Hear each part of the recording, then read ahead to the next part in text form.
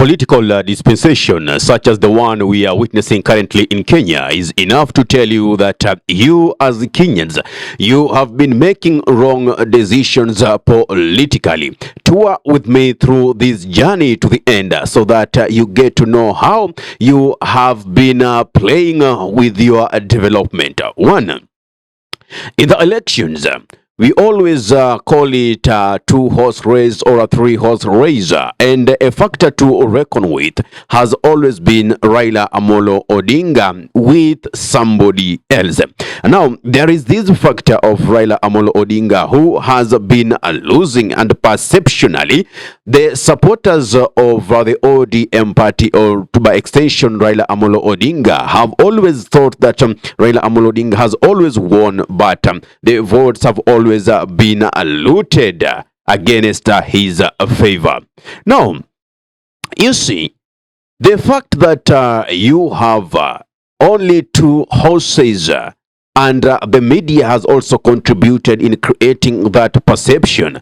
The media has also contributed towards the Kenyan citizenry making wrong decisions politically, is because they focus more on the who and who, on the people who have been into politics for a very long period. For instance, I can go back in time, even during the Moi's era, when Odinga vied against him, during Kibaki era, that the Kibaki era on the first ruling, the reason as to why people won, it was because, one, there was a simple, organized minority, and there was also a simple, disorganized majority.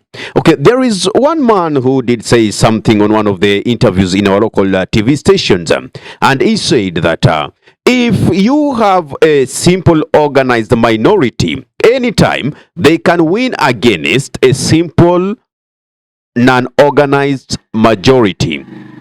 What do we mean?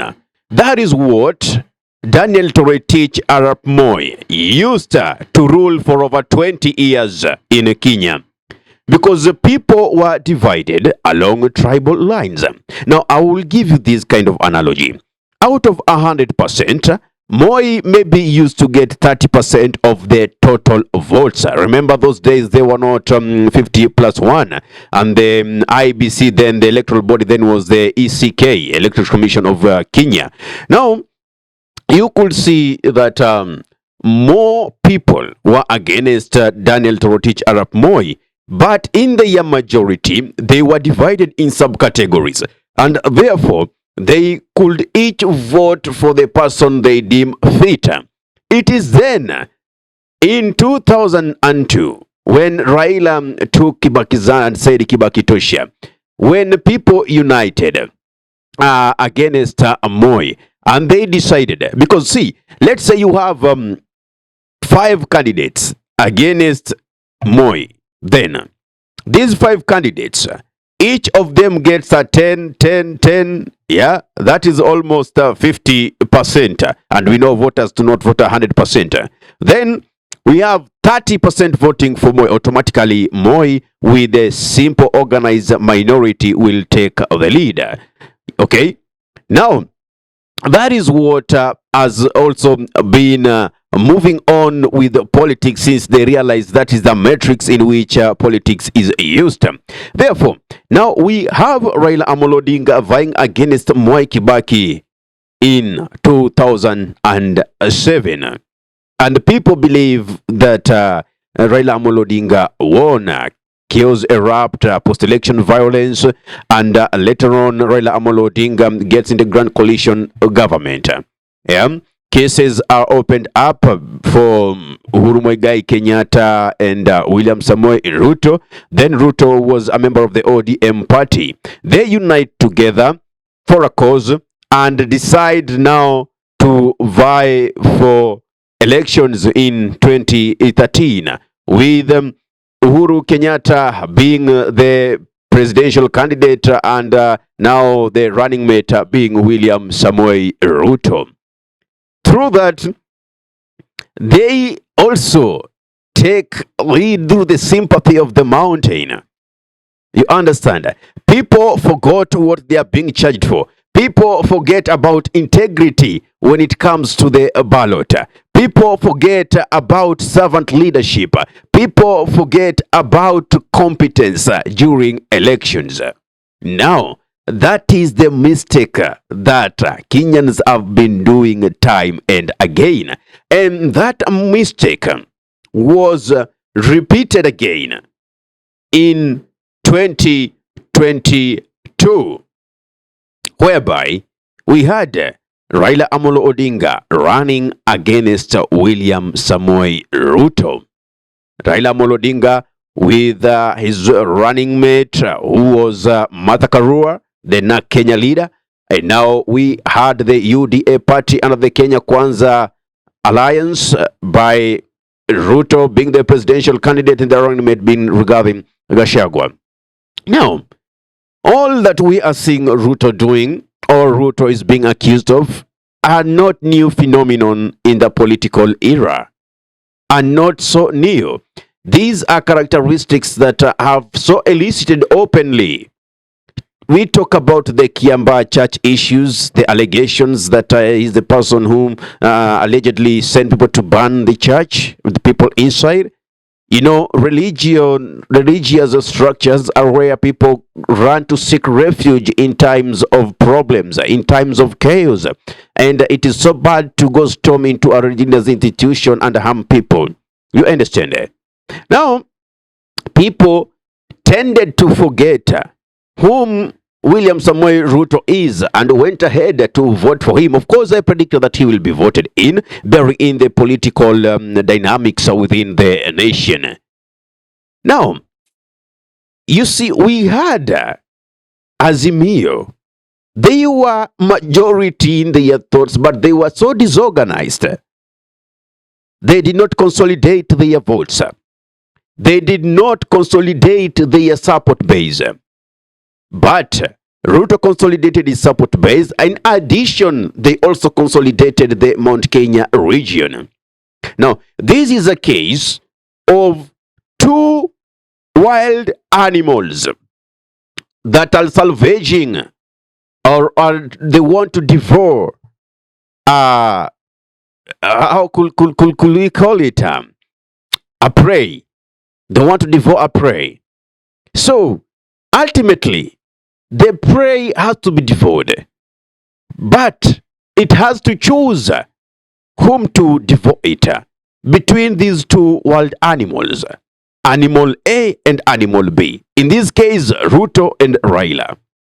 At the end of the day, it has to be devoured. So the animal decides like, okay, better go to Ruto, Animal B. Because maybe so Raila having very sharp teeth, a very big mouth, maybe could just harm him instantly. But the other one at least will give him time to breathe, at least spend more time on this world before it is devoured. In Swahili tunasema kwamba hawa wanasiasa ni kama wanyama. Sasa unatafuta yule ambaye meno yake sio makali sana. Unamchagua ndiyo, unajua atakuumiza, lakini sasa unaangalia yule ambaye labda anaweza kukuma na kukupuliza. You understand? So that is the true situation that we've been witnessing here in Kenya. Raila has been hiding in the name of a diplomat, has been hiding in the name of fighting for the nation, in the name of the father of the evolution. Yet we know all that is a fallacy. You understand? And again, if we are not careful, we might end up in the same traps in 2027. Already, Ruto and Raila are united under a pact, ODM-UDA. They have an MOU. Whatever is the MOU that we are being told now, that is just the tip of the iceberg. Because the real deal was signed back in Mombasa State House, and the two know exactly what is there. It's not even about the NARC report. The NARC report has not even implemented, because whatever is in the NARC report will shock you. If it is implemented, it's about leadership. It's about getting key positions for leaders. The Prime Minister's seat, extension of the presidential term limit from 5 years to 7 years. Those are the things that these politicians are planning. So, again, I tell you, Kenyans, it is time to wake up. This is a wake-up call. The grown politicians have decided to unite. The political elite have decided to unite against you. And it's not their fault. It is the fault of the voters. Some of you decide that you will have the voters card but you will not vote. Some of you decide that you even don't need to take that voter registration. And some of you who has the capability of voting decide to make that wrong decision of voting in somebody that you clearly know has no good intention to the people. Let me tell you, not everybody quoting a Bible verse is so godly. We have church goers and we have believers. You understand? So, do not be swayed. Do not be deceived by their characters. And that is what William Ruto, together with his partner in crime, Raila Odinga, are doing. And I'm so happy because the people back in Kisii, the Gusii land, decided to show Raila just a day after signing the MOU with Ruto that, hey, mister, no, we are not part of that. It is a new political dispensation that should sink deeper into the minds of these politicians. So, Kenyans, if you are the majority and you decide to be disorganized, remember, the simple organized minority will win against you. So do not make that mistake. Make sure that in the next elections, these are gospel that I've always been preaching. Make the right decisions. Vote in a person of integrity. Vote in a person of commitment. A person who is a servant leader. A person who is competent enough to deliver to the manifestos and the promises they make. Not like the culture of lies and the state-sanctioned abductions-driven regime that we are witnessing right now. The future of this nation solely lies with you. Nobody forces you to vote for a specific person. We always have good candidates in the midst of these people. But the perception is you want somebody who has been always in those seats. Guys, let us be honest. In the next elections, I believe we are going to have leaders of integrity in the ballot paper. But if you mess again, you might end up. Remember, 5 years is a very long time if it's wasted. And you add another 5 years. We've been suffering since time immemorial, since independence. When the colonizers went, we were left with the black colonizers. The leaders are literally colonizing you without knowing. They are still following their payroll masters. You understand that? So it is you to liberate yourself. I don't know what you think. Do you agree with me?